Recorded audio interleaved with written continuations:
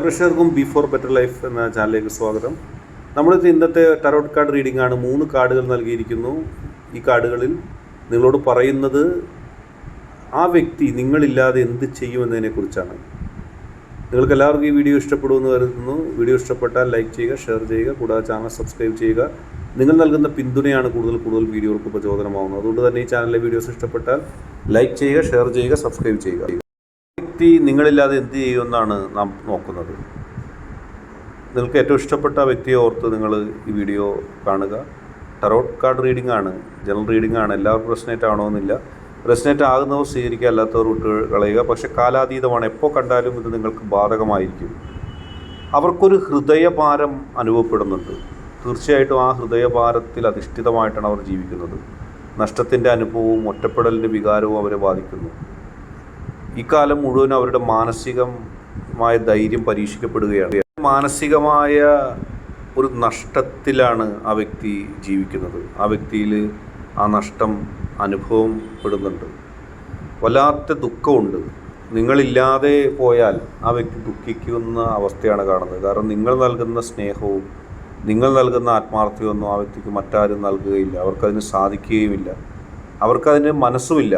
നിങ്ങൾ ആ വ്യക്തിയെ ഇഷ്ടപ്പെടുന്നത് പോലെ അവർക്കൊരിടത്തും പോകാനും കഴിയുന്നില്ല. നിങ്ങളെ അല്ലാതെ, നിങ്ങളുടെ അടുത്തല്ലാതെ അവർക്ക് അതിന് സാധിക്കുകയുമില്ല. നിങ്ങളെ അല്ലാതെ മറ്റാരെയും സ്നേഹിക്കാൻ അവർക്ക് സാധിക്കില്ല.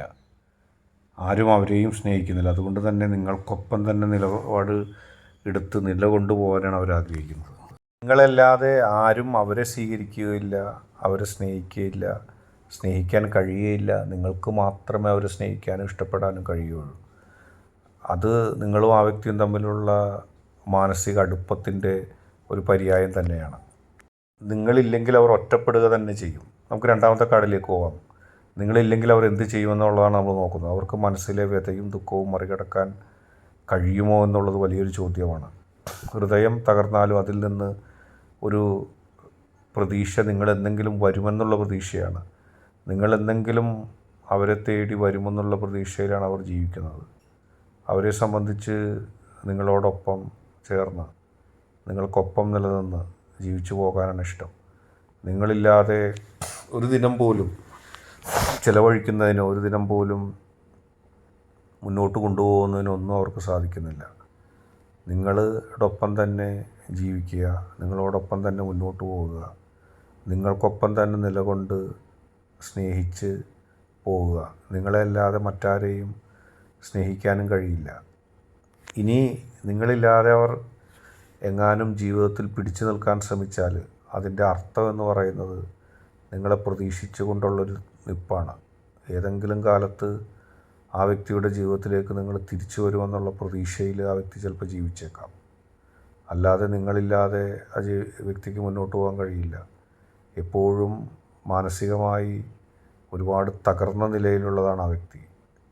ആ തകർച്ചകളെല്ലാം അതിജീവിക്കുന്നത് നിങ്ങൾ ആ വ്യക്തിയുടെ ഒപ്പമുള്ള എന്നുള്ളൊരു പ്രതീക്ഷയാണ്. അത് ആ വ്യക്തിക്ക് ഒരുപാട് സ്നേഹം പ്രദാനം ചെയ്യുന്നു.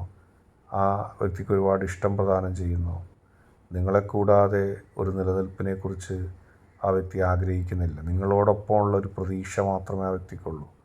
നിങ്ങൾ പിന്തള്ളിയാലും നിങ്ങളിൽ നിന്ന് അകന്നാലും എന്നെങ്കിലും നിങ്ങൾ സ്വീകരിക്കുമോ എന്നുള്ള ഒരു പ്രതീക്ഷയിലായിരിക്കും ആ വ്യക്തി ജീവിതം മുന്നോട്ട് കൊണ്ടുപോകുന്നത്. ആ വ്യക്തി ആഗ്രഹിക്കുന്നതും ഇഷ്ടപ്പെടുന്നതും ഒക്കെ അതുതന്നെയാണ്. മൂന്നാമത്തെ കാർഡ്, അവരൊരു പുതിയ രൂപത്തിൽ മുന്നോട്ട് പോകും. നിങ്ങൾ നിന്നകന്നാൽ ആ വ്യക്തി ഈ ലോകത്തു നിന്ന് തന്നെ ഒരു അന്യതാ മനോഭാവത്തോടു കൂടിയായിരിക്കും മുന്നോട്ട് പോകുന്നത്. അവർക്ക് നിങ്ങളോടൊപ്പം ജീവിക്കാനും നിങ്ങളോടൊപ്പം സംസാരിക്കാനുമാണ് ഇഷ്ടം. നിങ്ങളില്ലാതെ ഒരിക്കലും ഒരു ജീവിതവുമായി മുന്നോട്ട് പോകാൻ ആ വ്യക്തി ആഗ്രഹിക്കില്ല. പക്ഷെ നിങ്ങൾ തിരിച്ചു വന്നാൽ ആ മങ്ങിയ ജീവിതം ഏറ്റവും സമൃദ്ധിയുള്ളതായിട്ട് മാറും. ആ വ്യക്തി പ്രതീക്ഷിക്കുന്നത് തന്നെയാണ് നിങ്ങളോടൊത്തുള്ള ഒരു ജീവിതം. ജീവിതത്തിൽ ഏറ്റവും പോസിറ്റീവായിട്ട് നിങ്ങളോടൊപ്പം ചേർന്ന് മുന്നിൽ നിന്ന് നിൽക്കാനാണ് ആ വ്യക്തി ആഗ്രഹിക്കുന്നത്. ആ വ്യക്തിയുടെ ആഗ്രഹങ്ങൾക്കനുസൃതമായിട്ട് നിങ്ങൾ ആ വ്യക്തിയെ എന്നെങ്കിലും സ്നേഹിക്കും എന്നാണ് ആ വ്യക്തി പ്രതീക്ഷിക്കുന്നത്. ആ വ്യക്തി അതിനുവേണ്ടിയാണ് പ്രാർത്ഥിക്കുന്നത്. ആ വ്യക്തിയുടെ പ്രാർത്ഥനകളുടെ ഫലമായിട്ട് നിങ്ങളും ആ വ്യക്തിയും ഒരുമിക്കുന്നൊരു സമയം നിങ്ങൾക്ക് കാണാൻ കഴിയും.